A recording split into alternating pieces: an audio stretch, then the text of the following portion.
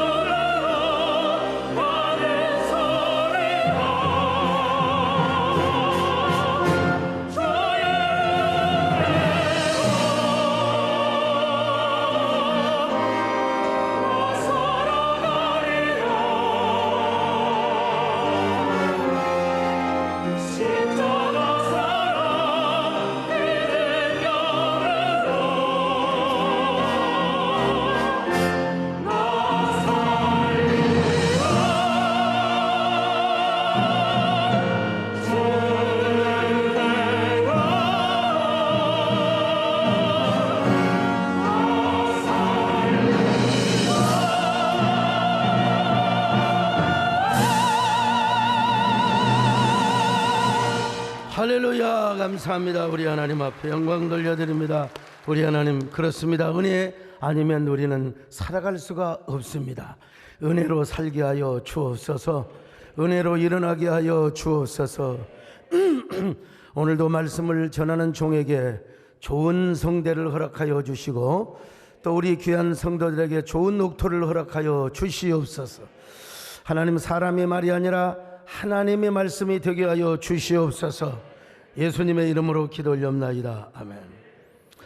이번 생은 처음이라, 이런 드라마 여러분 아시죠? 집만 있으면 좋은 여자 지호, 그리고 집 밖에 없는 남자 세이가 서로 이해관계가 맞아가지고 계약 결혼을 하면서 펼쳐지는 아주 수지타산의 로맨스 드라마라고 할 수 있습니다. 이 드라마의 제목이 히트를 치면서 이런 책들이 많이 나옵니다. 이번 생의 실장은 처음이라, 이번 생에 너는 처음이라서, 이번 생 육아는 처음입니다, 이번 생에 정치는 처음이라, 뭐 이런 책들이 나오는데, 뭐 엄마가 처음이라서 아빠가 처음이라서 선생님이 처음이라서 이런 말들이 유행하기도 합니다. 오죽하면 대통령이 처음이라서 이런 말이 나오겠습니까 여러분?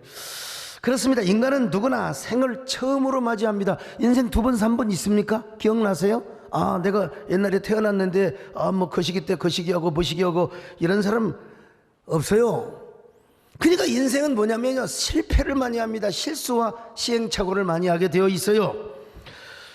결혼식 주례를 하다 보면은 신랑 신부가 아주 서툴고 익숙합니다. 여러분, 신랑 신부가 아주 익숙하게 들어오고 뭐 이런 사람은 2번째 하는 사람이에요. 대부분 처음 때는 다 서툽니다. 그 신랑 신부의 어머니도 마찬가지입니다. 그 평상시에 따다다다다닥 해가지고 촛불 켜는 게 아무것도 아니고, 근데 대중 앞에 나오니까 막 신들린 사람처럼, 아니면 복 맞은 사람처럼. 나 어제도 주례하고 왔습니다마는 이게 촛불을 분명히 켰는데 보니까 안 켜져 있어요. 그래서 다시 2번 켜고 3번째 켜고. 모든 게 처음이라서. 주례자는 또 어떻고요? 주례도 처음 하는 어떤 목사님이 처음으로 주례를 했대요. 그런데 그 주간에 어떻게 그냥 노인들이 많아가지고 이제 장례식을 2번이나 하고 나서 결혼식을 하는데, 이제부터 고 신랑 김선철 군과 신부 고 이미선 양의 결혼식이, 그래가지고 그냥 고를 붙여가지고 그냥 신랑 신부 부모님한테 그냥 뺨 맞을 정도로 공격을 받았다는 거 아니겠습니까? 모두가 처음이니까. 김현중 씨가 쓴 어떻게 생존하고 어떻게 성장할 것인가라는 책이 있습니다. 거기 보면 정주영 회장님의 그 아주 인생 실패 스토리가 나옵니다.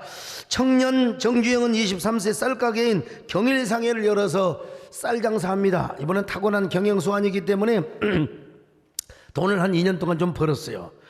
근데 1939년 일제가 전시 체제 등을 통해서 쌀 배급제를 실시해가지고 쌀 장사가 별로 잘 안 돼요. 배급제를 실시해서. 이후 정주영은 1940년 25세 나이에 서울 북아현동 고개에 위치한 자동차 수리 공장인 아도 서비스를 인수를 합니다. 적자인 회사를 아주 겨우 경영 흑자로 딱 올리기 시작했는데, 어느 날 새벽에 직공의 실수로 그만 불이 나가지고 공장이 다 잿더미가 되어버리고 말았어요. 그때 무슨 화재보험이 있었겠어요. 청년 정주영은 얼마나 시르가 가득했겠습니까? 이후 그는 포기하지 않고 다시 돈을 빌려서 신설동 공터에 무허가 수리공장을 세웁니다. 하지만 1941년 태평양 전쟁을 일으킨 일제가 내린 기업 정비령으로 그냥 강제로 합병이 흡수가 되어버리고 말았어요. 정주영은 계속해서 실패를 하게 됩니다. 그래서 이제는 트럭을 사서 운수업을 시작했지만 일감을 주는 광산 감독 등과의 불화로 사업이 또 실패를 합니다. 이후 이제 해방이 되었습니다. 서울 초동에 현대 자동차 공업사라는 자동차 수리 공장을 세우는데, 그리고 이제 해방 이듬해 현대통원이라는 건설업을 시작하고 그 이후 2회사를 합병하여 드디어 그 유명한 현대건설이 발족이 됩니다. 현대건설은 6.25 전쟁 중에 미군 공사를 독점하며 번창을 합니다. 그러나 또 휴전을 전후해서 미군 공사가 중단이 되고 정부 발주공사에 거의 손해를 보면서 또 적자를 기록하며 파산의 지경에 거의 이르게 됩니다. 정주영 회장은 여러분 무에서 유를 창조한 신화적인 존재로 알려져 있지만, 여러분 실패의 제왕이요 파산의 제왕이었습니다.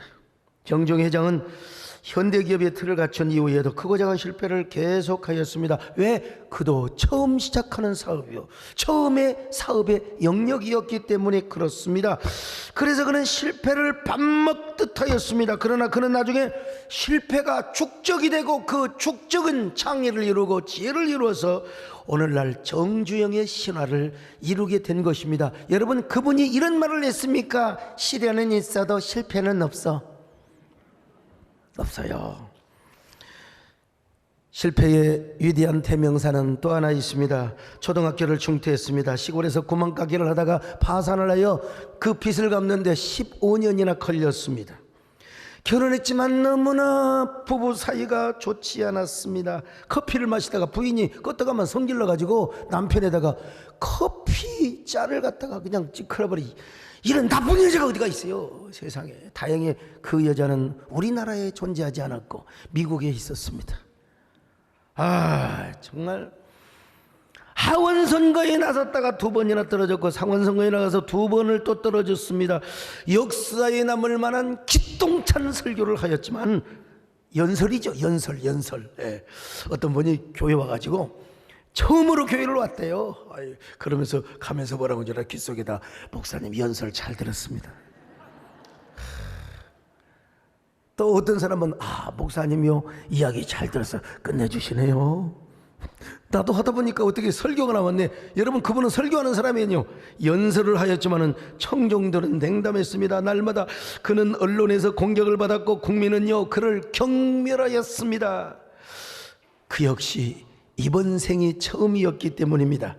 그가 가는 길을 한 번도 경험하지 못했고 서툴기 짝이 없는 길을 살았습니다. 그렇지만 서툴기 짝이 없어 그리고 후줄근하며 무뚝뚝한 이 사람으로부터 온 세상 사람들은 훗날 얼마나 감동을 받았는지 모릅니다. 그분의 이름을 대면은 존경하는 마음이요 박수와 갈채를 보냅니다. 에브라임 링컨이라는 이름 하나만으로도 여러분, 그는 여러분 실패의 제왕이었습니다. 그렇습니다. 누구나 생은 처음입니다.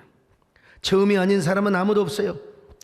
그렇기 때문에 실패합니다. 위대한 사람은 실패가 더 많아요. 여러분 보세요. 큰 일을 하는 사람일수록 시행착오가 더 많습니다. 골짜기가 깊은 계곡은 뭐요? 산이 높아서 그러는 거예요. 산이 높을수록 계곡은 깊게 되어 있는 것입니다. 그러므로 우리는 실패를 너무 두려워해서는 안 됩니다. 실수하는 걸 너무 겁내서는 아니 돼요. 서울대학교 이정동 교수께서는 축적의 시간이라는 책을 썼어요. 인간의 지식과 경험에도 축적의 시간이 필요하다는 겁니다. 특별히 미래를 준비하는 창의적 개념 설계를 할 때는 여러분 정말로 실패가 성공의 어머니가 된다는 것이죠. 근데 여러분 그 축적은 실패나 시행착오를 통해서 이루어진다는 겁니다. 그 시행착오가 축적이 되고 계속해서 경험으로 이루어지게 될 때 뭡니까? 위대한 창의력이 나오고 거기서 지혜가 생긴다는 것입니다. 여러분 우리 한국 그 경제는 좀 개념 설계가 약하다는 것입니다. 실패에 대한 경험의 축적 없이 오로지 단기 성과, 급속 성장만 추구하기 때문에 그러니까 이제 뭐 우리나라는 필요할 때는 뭐 여러분 뭐 영종도의 그 다리 같은 거 그러니까 우리나라에서 좀 설계해가지고 또 조금 또 이렇게 수정하고 몇 년을 이렇게 한번 좀 하면 얼마나 좋을까. 근데 설계가 안 되니까 그냥 외국에서 그대로 해와요. 그대로 그냥 짓는 거예요. 그 잘못 지으면 또 무너지는 거죠. 이게 단기 성과. 그러다 보니까 우리 한국 경제는 성장 동력이나 잠재력이 떨어져 간다는 거예요. 잠재력이. 진보 진영에서 정권을 잡건 보수 정권에서 뭐 정권을 잡건 아이고야 우리가 보기에는 경제 전문가다, 뭐 대통령이 경제 전문가다, 뭐 경제기획부 장관, 우리 뭐 송하성 장로님은 경제기획부에 그 근무도 하셨어요. 그런데 아무리 그래도 단기 성과를 내고 그냥 계속해서 짧은 기간에 막 그냥 이런 걸 그냥 추구하기 때문에 급속 성장 라인의 정책을 펴나가기 때문에 성장 동력이 떨어진다는 겁니다. 그래서 우리나라도 축적의 시간이 필요하고 축적의 경험이 필요하다는 것인데 그런데 미안하지만 그 축적은 시행착오 그리고 실패의 경험으로만 이루어진다는 겁니다. 이루어진다는 거예요. 그 실수와 실패의 경험이 축적이 되면서 거기서 놀라운 지혜와 창의력이 누가 그랬어요? 여러분, 고 정주영 회장께서 그랬고 링컨 대통령이 그런 실패 때문에 위대한 대통령이 된 것이죠. 오늘 본문이 이러한 사실을 간접적으로 설명해 주고 있습니다. 모세는 시편 90편 3절에서 우리 하나님만이 영원하시대요. 여러분, 영원한 것은 없습니다. 뭐 그런 노래가 있잖아요. 영원한 것 없으니까. 여러분, 인간은 다 지나갑니다. 여러분, 우리가 뭐 잘나고 지금 뭐 정치적인 파워 게임, 교권의 게임, 이거 한 줌에 재만도 못하는 거예요. 지나가면 다 나 이걸 알고 생각하면 아무것도 아닙니다. 여러분, 뭐가 그렇게 잘났다가 아웅다웅거립니까? 아웅다웅거려 정말. 우리 인생은 잠깐 자는 것 같으며 아침에 돋는 풀과 같다고 말하고 있습니다. 그 풀은 아침에 꽃이 피어 자라다가 저녁에 시들어버리고 마는 거예요. 우리 인생이 그렇다는 겁니다. 자, 시편 90편 5절로 6절을 봅니다. 시작. 주께서 그들을 홍수처럼 쓸어 가시나이다. 그들은 잠깐 자는 것 같으며 아침에 돋는 풀 같으니이다.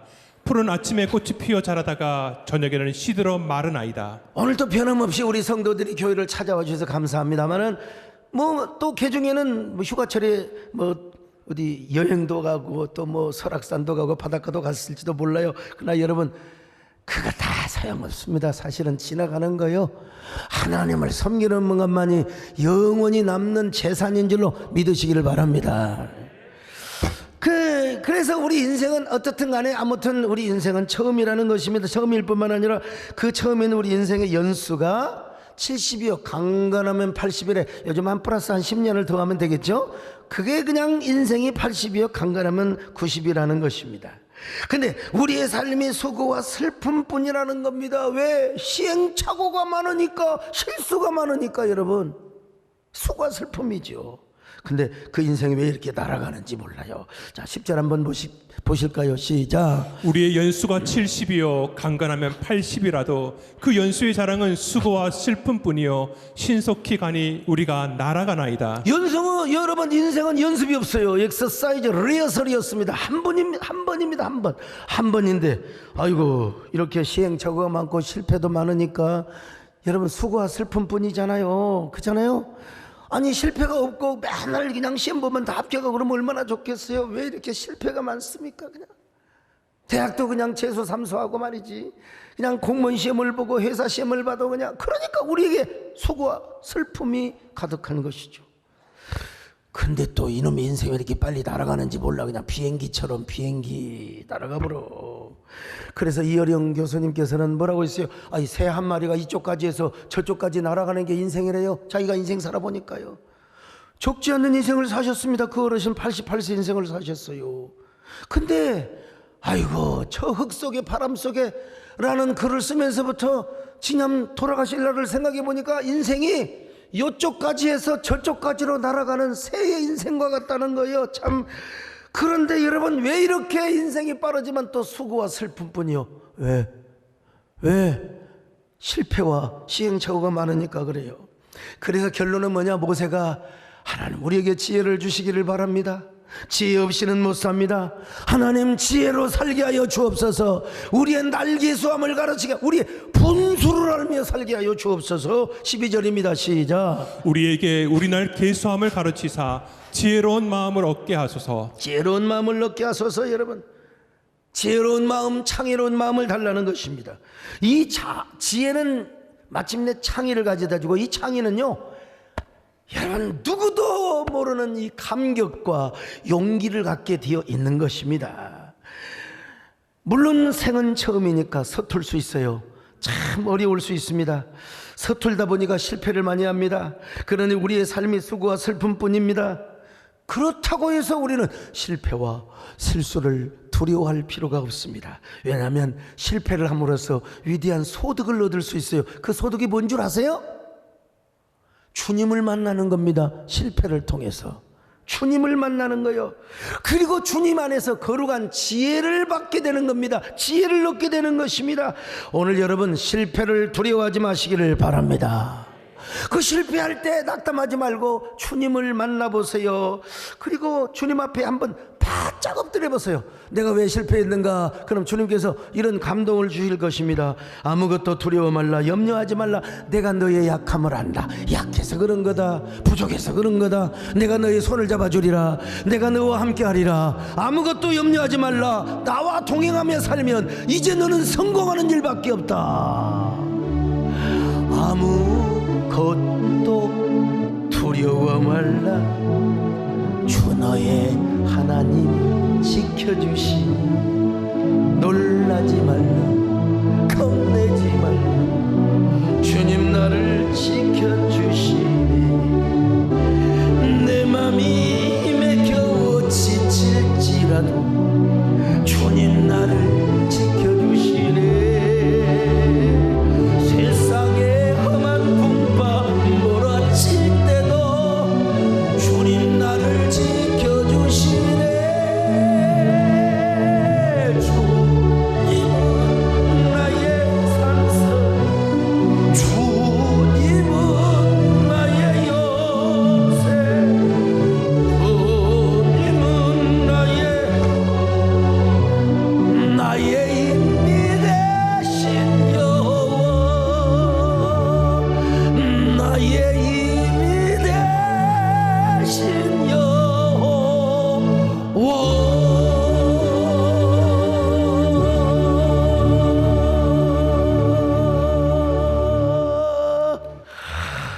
여러분 가만히 생각해 보면요, 저는 생긴 것도 이렇게 좀 곰같이 생겼다고 생각하지 않으세요?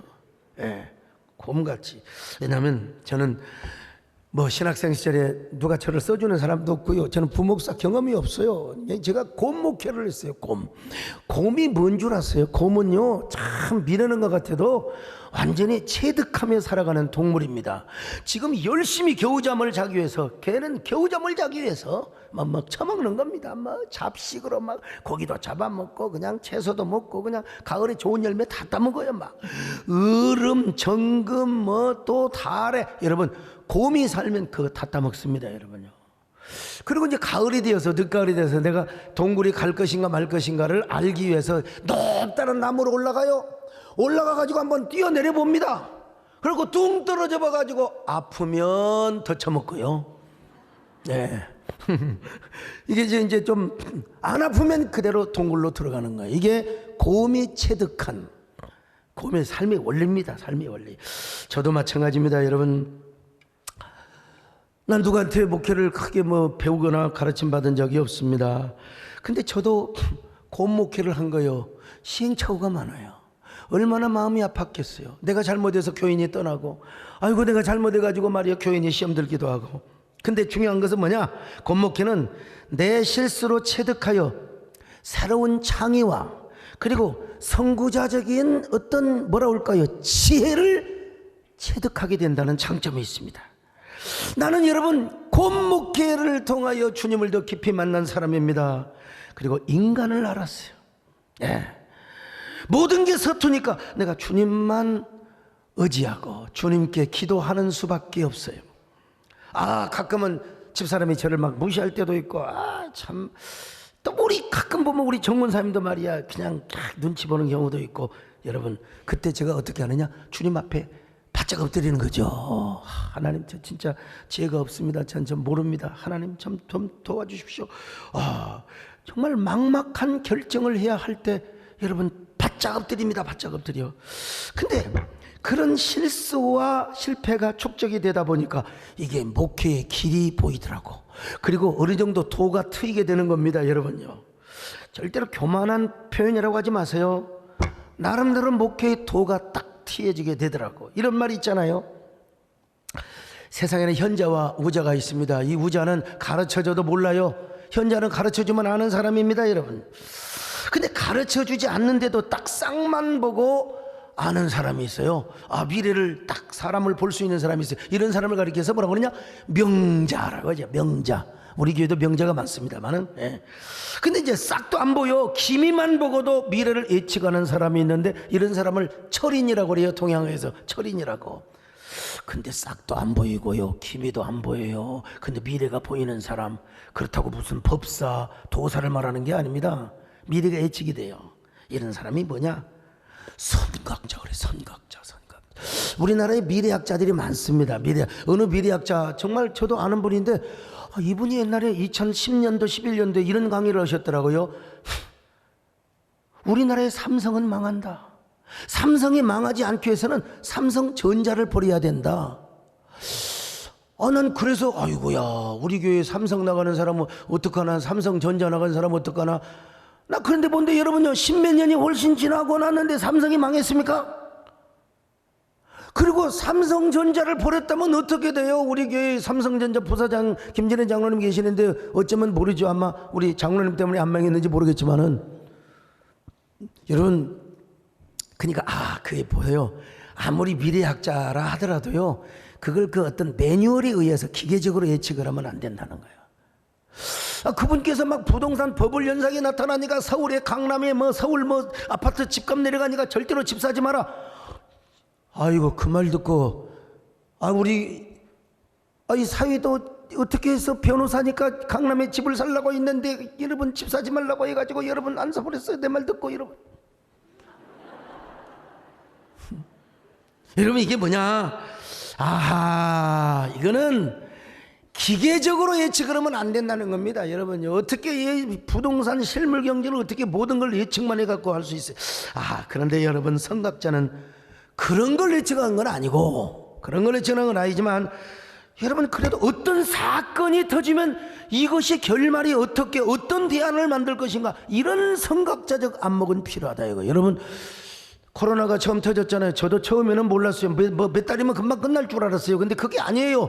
그래서 이제 연구하고 제가 기도하면서 보니까 그래, 이제 보이기 시작하는 거예요. 이 코로나는 반달리즘을 몰고 와요. 이 반달리즘은 뭘 갖고 오냐면 셧다운을 가져오면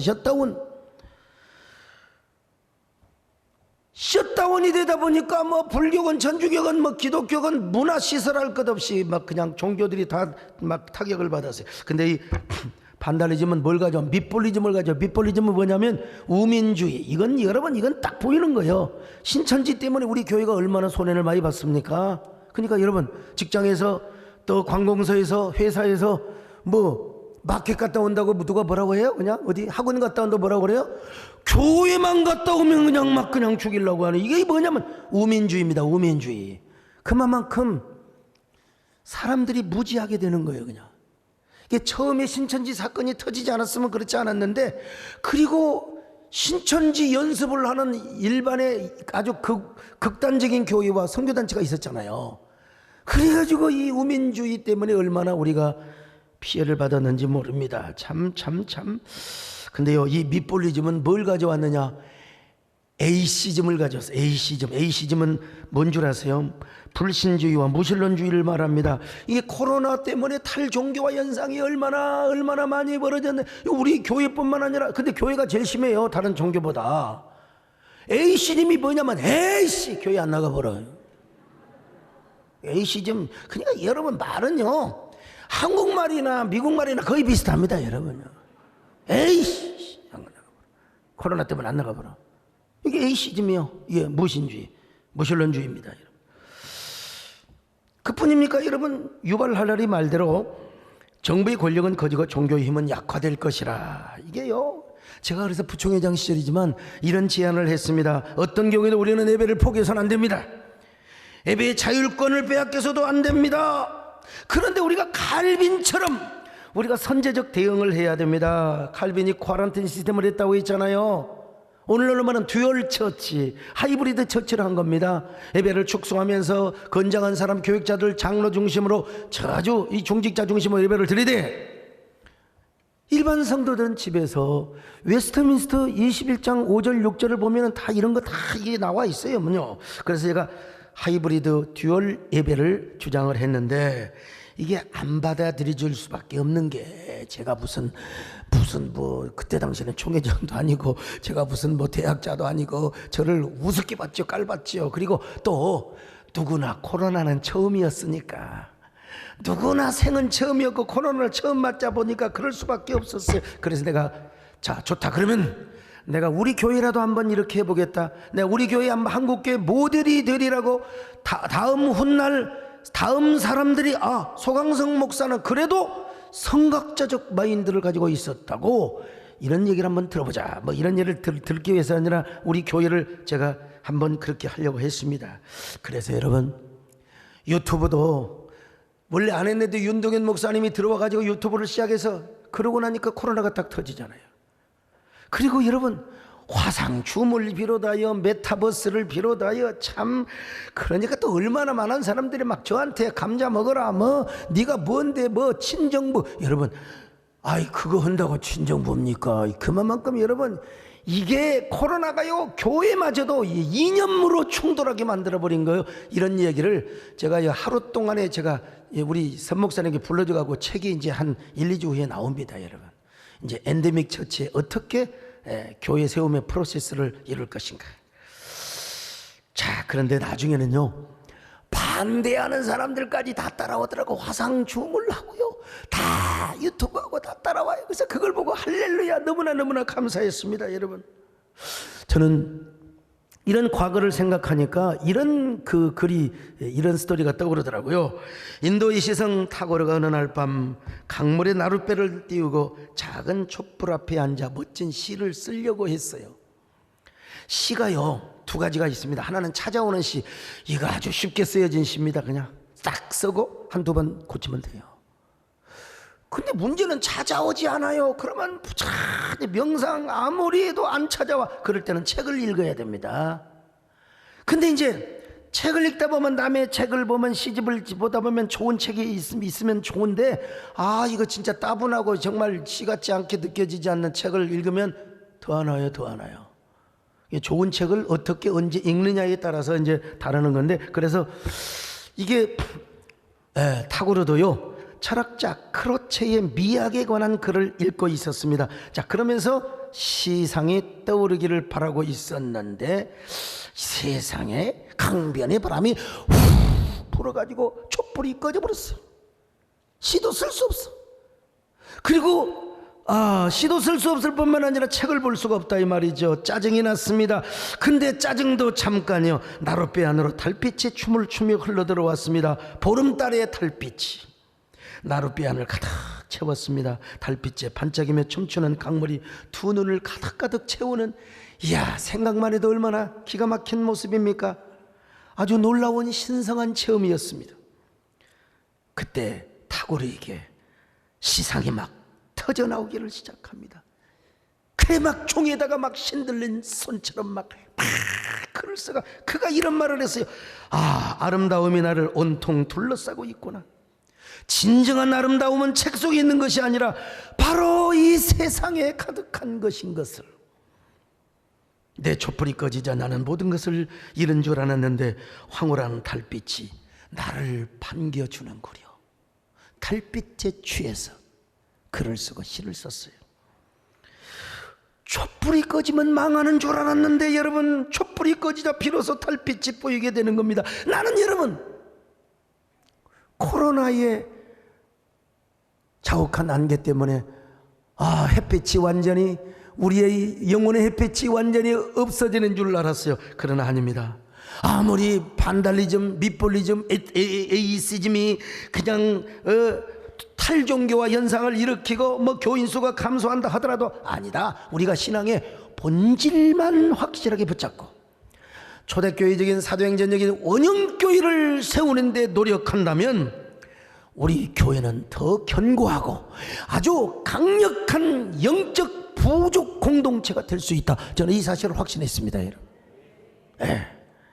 결심했습니다. 촛불이 꺼져버리고 코로나의 안개 속에서 자욱하게 되던 때에 우리가 한번 한국교회 한번 모델이 되어보자. 희망의 모델이 되어보자. 정말 신앙의 본질을 회복하고 초대교회적 원형교회를 회복하는 달빛보다 더 황홀하고 아름다운 교회를 한번 이루어내보자 그랬습니다. 여러분,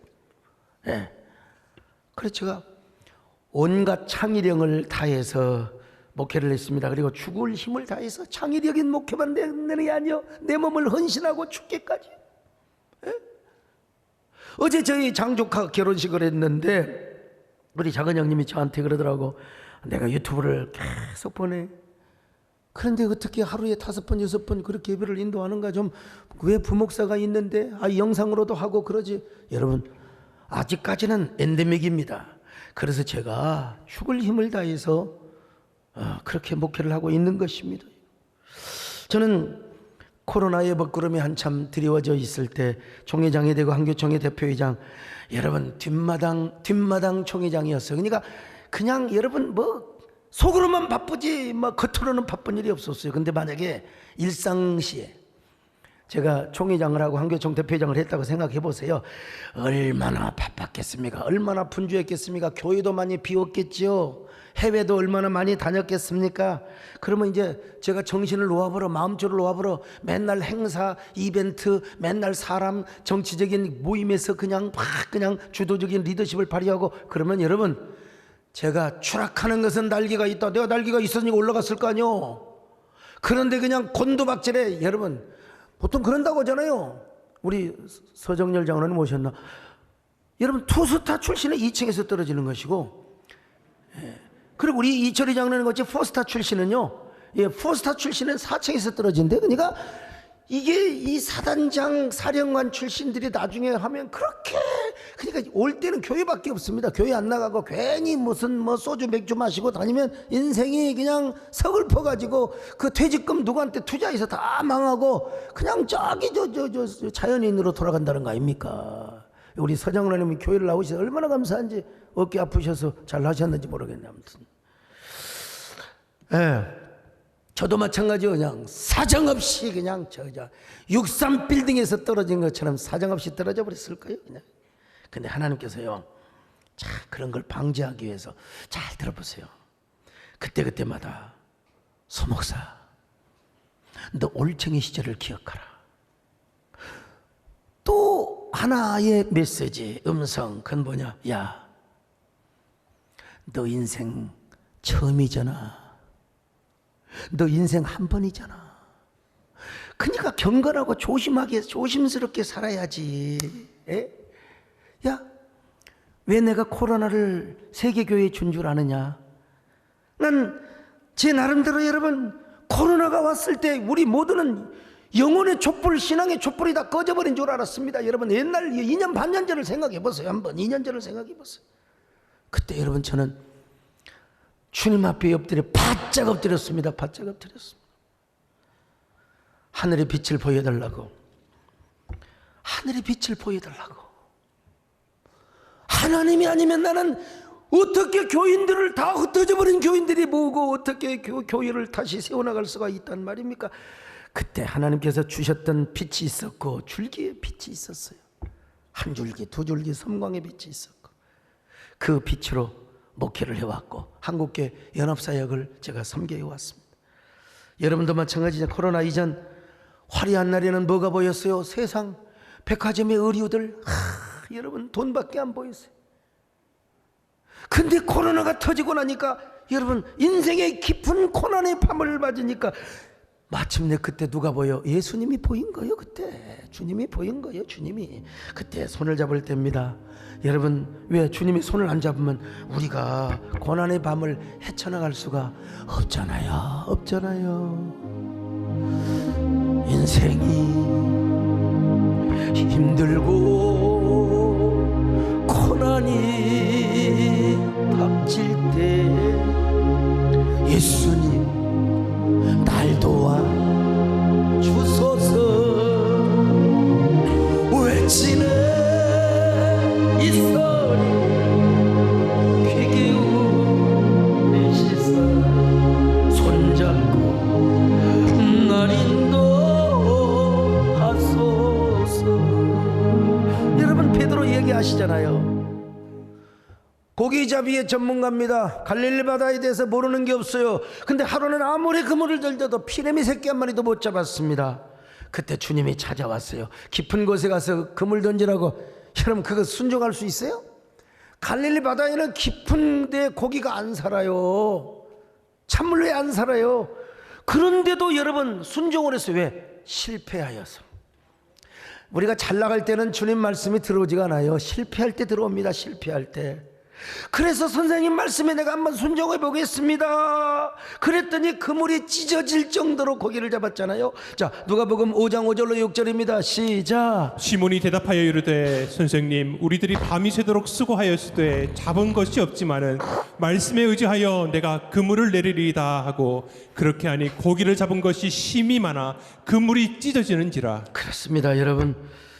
우리가 잘 나가고 있을 때는 몰라요.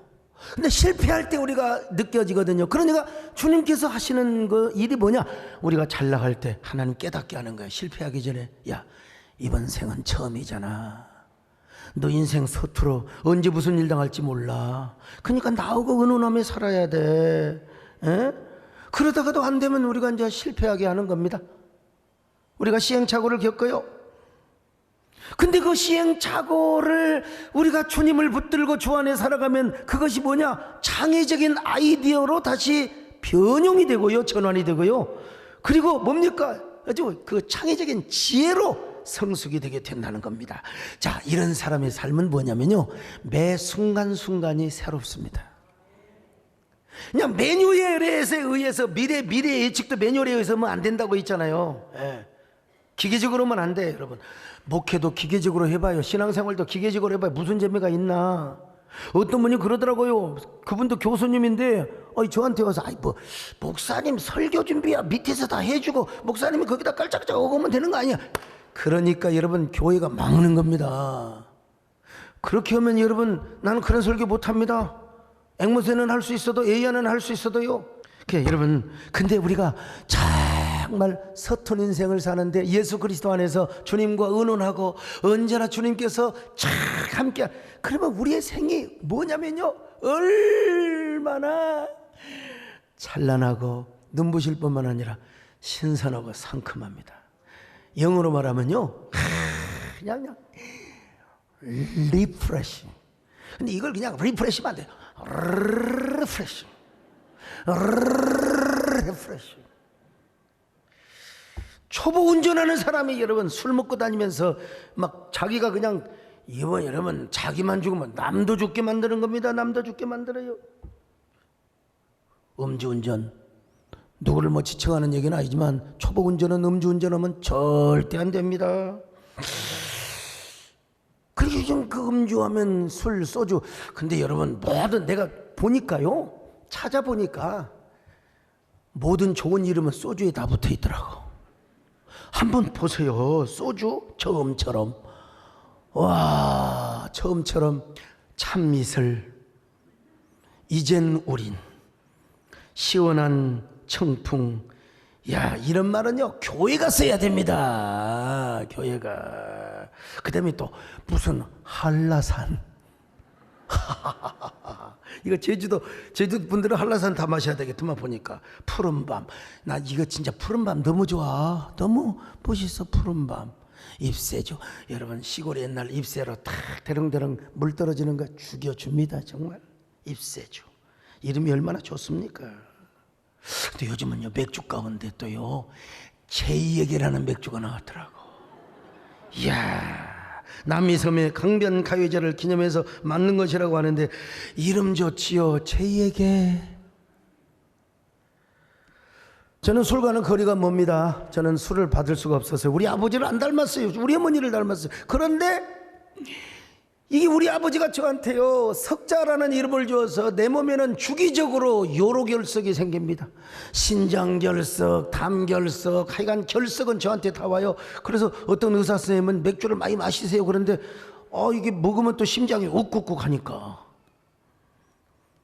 어쨌든 여러분 아무리 좋은 이름이 좋은 술도 그걸 마시고 운전을 하면 절대로 안 됩니다. 여러분, 오늘 코로나가 오기 전에는 진짜 매뉴얼대로 목회했습니다. 매뉴얼대로 설교하고 매뉴얼대로 뻔한 예배, 뻔한 여러분 포맷, 그렇지 않아요. 그런데 결국 코로나를 맞고 우리가 여기 목사들은 목회자들은 너무나 많은 것을 다 그렇습니다. 다 그렇습니다. 여러분 그 전에 예수님이 안 보이고 그냥 매뉴얼대로 목회했던 거예요. 지금 졸리는 사람은 그런 조는 사람이 있나 모르겠네. 아무튼 예.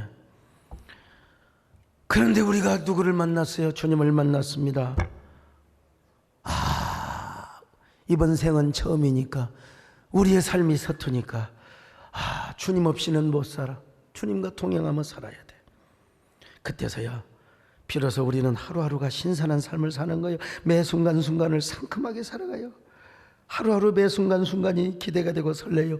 언젠가 완도에 내가 여러분 신장결석 정말 누구라고 말할 수 없지만 진짜 신장결석인데 내가 집회를 안 가면 안 돼, 안 가면 안 돼. 그러니까 의사 선생님 저한테 하여간 주사를 몇 방 그냥 가서 어떻게든지 맞으라고 그냥 준 적이 있어요. 얼마나 그게 그냥 고통스러워. 그때 누구하고 집회를 갔느냐? 완도에 우리 남진 장로님하고 갔습니다. 참 제가 약속을 지키느라고. 한 번은 목포에 또 이게 신장결석이 목포에 집회를 가는데 목포 못 간다고 했어요. 내가 결석 때문에 못 간다고 했는데 또 그 목사님 뭐라고 하는지 아세요? 목사님 목포에 와서 죽으십시오. 그러면 주님께서 그 마음을 가지시면 하나님 그게 순교입니다. 순교. 근데 우리 남진 장로님하고 이제 왔는데 우리 남진 장로님하고 여러분 완도에 숙소시 뻔하잖아요. 근데 우리 남진 장로님이 그 샤워를 하는데 샤워 소리가 다 들려요. 그리고 막 콧노래 소리도 다 들린 거예요. 너 빈자리 채워주고 싶어. 내 인생을 전부 주고 싶어. 내일 부를 노래를 다 연습하고 계십니다. 이번에 여러분 우리가 오색이 아니죠. 오크밸리죠. 오크밸리. 여러분 기대되지 않으세요? 나는 뭐가 기대되느냐? 아우 정말 아까 샤워 얘기 나오는데 여름에 산에 갔다가 찬물을 끼었을 때의 그 스릴과 그 시원함. 근데 우리 박종 목사님은 찬물을 보던데요. 비겁해가지고 남자가 찬물을 차게 그때의 그 스릴과 서스펜스 이게 사는 맛이 나는 거 아닙니까? 뭔 여름에도 미지근한 물을 씁니까? 여러분. 근데 우리 교회 물은 뭐 저 옥상에다가 그냥 둬가지고 그냥 얼마나 띄워져가지고 미지근해 별로 오지잖아요. 그냥. 근데 오크밸리에 가가지고 그냥 그 샤워기를 대면요. 이야 그 물이 얼마나 시원한지 봐. 여러분 저는요 그 샤워기는 양이 안 차가지고 세숫대야에다가 물을 받아가지고 여러분 뭐 너무 깊은 거 생각하지 마시고 쫙 끼얹으면 여러분 한번 따라해 보세요. 자 여러분 몸에 찬물을 끼얹어도 생각하시고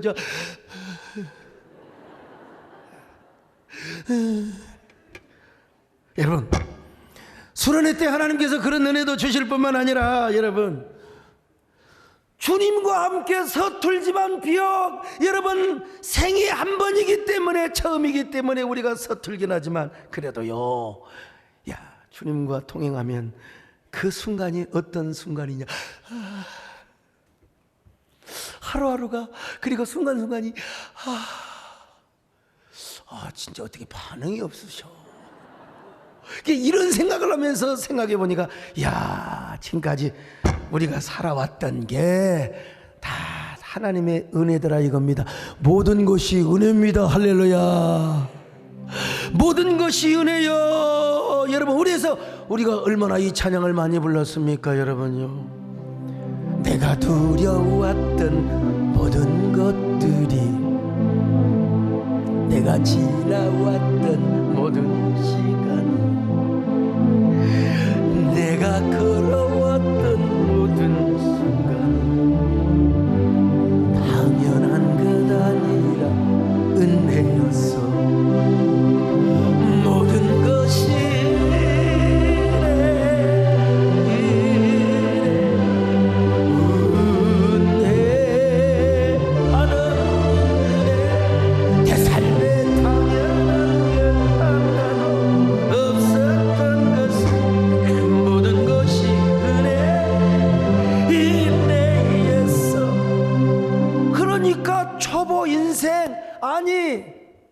처음 인생이라고 느껴지는 사람일수록 여러분 나 혼자 꼿꼿이 못 살아요. 주님께 바짝 엎드려야 돼요. 설마가 되게 또 무슨 일이 임할지를 어떻게 알아. 그래 우리는 항상 여러분 추락하지 않게 하여, 그리고 또 내가 작은 실수와 시행착오가 있다 하더라도 그것이 나에게 창의가 되고 축적이 되고 지혜가 되도록 하게 하여 우리는 언제나 엎드리는 삶을 살아가야 돼요. 그러면 나도 모르게 진짜 한번 또 해볼까요?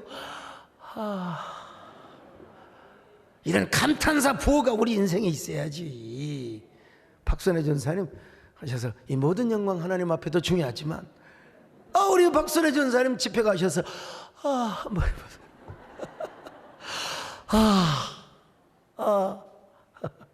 여러분요, 이런 사람은 주님의 손을 잡지 않고는 못 삽니다. 서툰 인생일수록 주님을 찾게 되어 있습니다. 오늘 여러분 이 자리에 주님 운행하고 계십니다. 여러분, 주님께서 역사하고 계십니다. 여러분의 새로운 일을 위하여 주님은 운행하시고 역사하고 계신다 이 말입니다. 오늘뿐만 아니라 여러분 새해된 작년 여름 수련을 통해서 하나님의 운행하심과 역사하심이 더 강력하게 임할 줄로 믿습니다.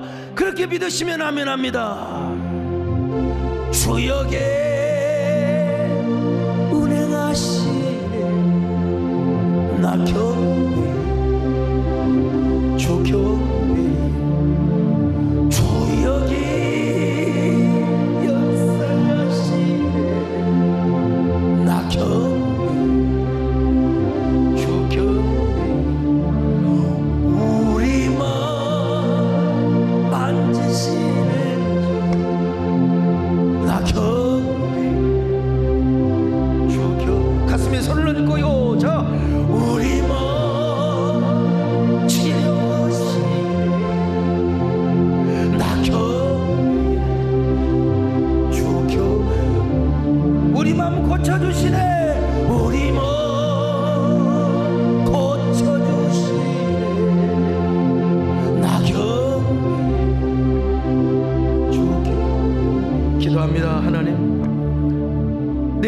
처음이라는 사실을 새삼스럽게 다시 깨닫습니다. 다시 말씀을 듣고 보니까 내 인생, 앞으로 남은 인생 막막하고 힘겹기만 느껴집니다. 우리가 너무나 잘 나갈 때 주님 우리를 깨닫게 하여 주시고 언제나 우리의 생이 처음이라는 사실을 알게 하여 주시옵소서.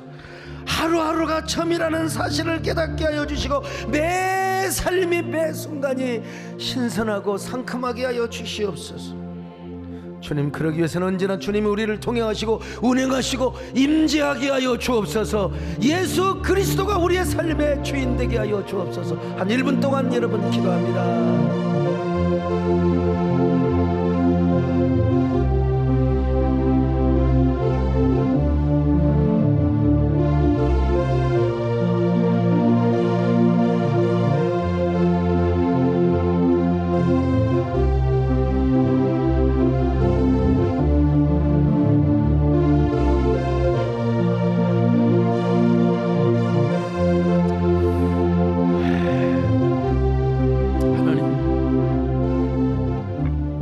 가운데 상한 심령이 있습니다. 그냥 아무것도 모르고 인생을 대충 살다가 우리가 쓰러지고 추락하고 정말 마음과 몸이 다친 때가 있습니다. 그러나 이제 우리의 생이 처음이라는 사실을 깨닫고 하루하루가 처음이라는 사실을 깨닫고 이제는 상큼하고 신선하고 아니 영광스럽고 눈부시고 주님과 함께 동행하는 삶을 살 수 있도록 은혜 베풀어 주옵소서. 예수님의 이름으로 기도 올렵나이다. 아멘.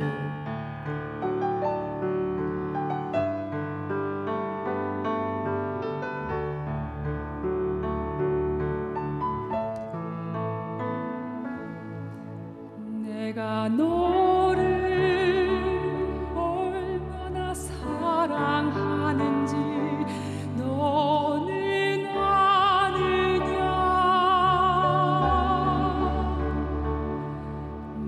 너를 얼마나 좋아하는지 너는 아느냐.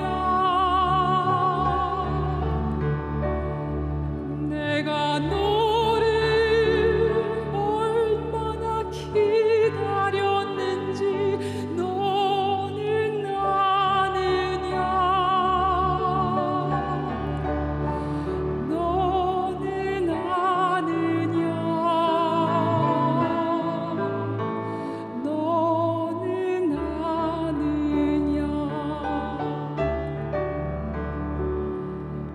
내가 너를 얼마나 사랑하는지 너는 아느냐. 내가 너